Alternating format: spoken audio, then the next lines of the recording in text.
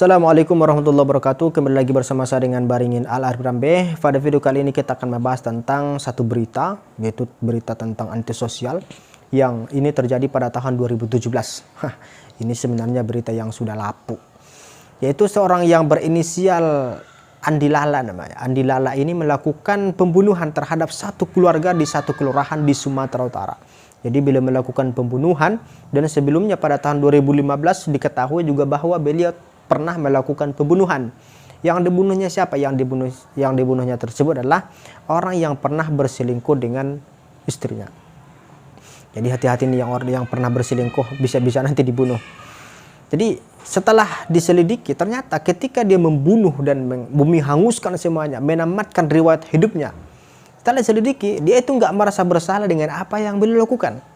Berbeda dengan kita. Kalau kita kan mungkin, ya katakanlah kita pernah menampar seseorang, katakanlah kita menampar anak kecil, anak perempuan, kemudian menangis. Dia menangis sejadi-jadinya, menangis dan menangis. Setelah itu, kita merasa bersalah nggak dengan apa yang kita lakukan? Pasti kita merasa bersalah. Saya juga pasti merasa bersalah dengan apa yang saya lakukan, tindakan yang saya lakukan tersebut. Dan saya akan meminta maaf kepadanya dan juga kepada orang tuanya. Berbeda dengan Andi Lala ini, apa yang dilakukannya, dia tidak merasa bersalah. Apa yang dilakukannya itu dia merasa benar, dia merasa tidak ada apa-apa. Jadi berarti orang yang seperti ini ada gangguan mental. Karena orang yang antisosial itu salah satu cirinya adalah dia itu nggak memperdulikan orang lain, mengabaikan orang lain.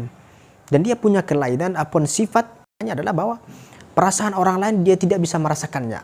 Jadi kalau kita kan melihat orang sedih, kita merasakan sedih. Melihat orang menangis, kita akan merasa sedih. Tapi orang yang punya gangguan antisosial, orang yang punya gangguan psikopat itu, dia nggak merasa itu. Dia seolah-olah baik-baik saja. Jadi kalau ada kawan kita, ada kawan Anda yang kelihatannya baik-baik saja, ketika ada kawannya yang menangis, ada ini, ada segala macam, dia nggak merasa ada kesedihan. Mungkin dia itu ada gejala-gejala psikopat, ada gejala-gejala gangguan mental. Jadi apa sih penyebab orang itu menjadi seorang yang punya gangguan? Apa penyebab gangguan itu terjadi? Di antaranya adalah faktor genetik. Faktor genetik itu faktor gen ataupun keturunan.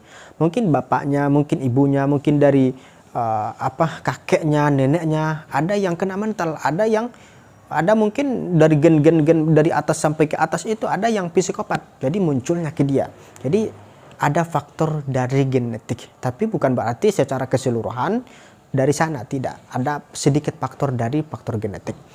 Kemudian ada lagi faktor yang lain, yaitu faktor lingkungan. Lingkungannya siapa? Kepada siapa dia bergaul? Misalkan saya bergaul dengan orang-orang yang kehidupannya itu keras, dan kehidupannya itu suka bentak-bentak, suka membunuh. Misalkan dia itu suka membunuh orang, dibunuhnya orang. Mereka suka mengerjai orang, dan ketika mereka melakukannya tersebut, mereka bergembira sekali dengan apa yang dilakukan, padahal itu sebuah kesalahan. Jadi lingkungannya itu tidak bagus, lingkungannya itu memang sangat jorok dan sangat kotor sekali, dan ini membuat seseorang itu menjadi antisosial dan menjadi seorang yang psikopat.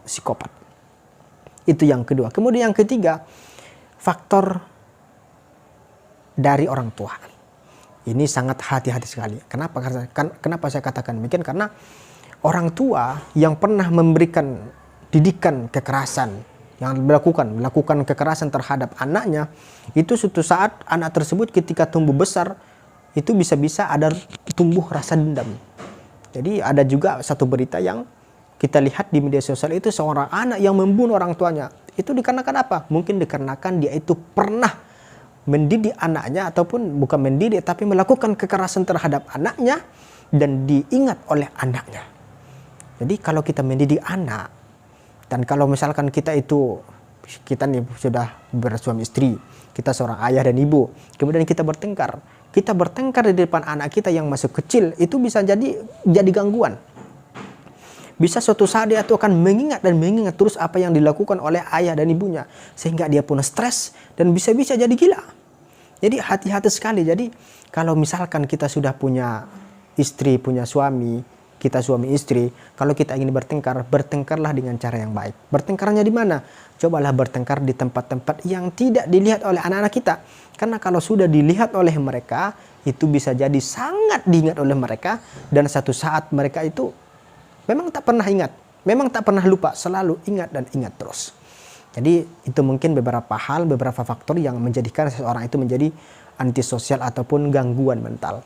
Ada beberapa hal lagi yang mungkin tak bisa saya sampaikan di sini, dan apa yang saya sampaikan tersebut bisa jadi salah, bisa jadi ada benar. Silahkan komentar di bawah video ini. Mungkin itu saja yang bisa saya sampaikan, mudah-mudahan bermanfaat, dan jangan lupa subscribe, like, and share. Kalau video ini bermanfaat, silahkan untuk di-share kepada kawan-kawan ataupun siapapun dia. Terima kasih. Assalamualaikum warahmatullahi wabarakatuh.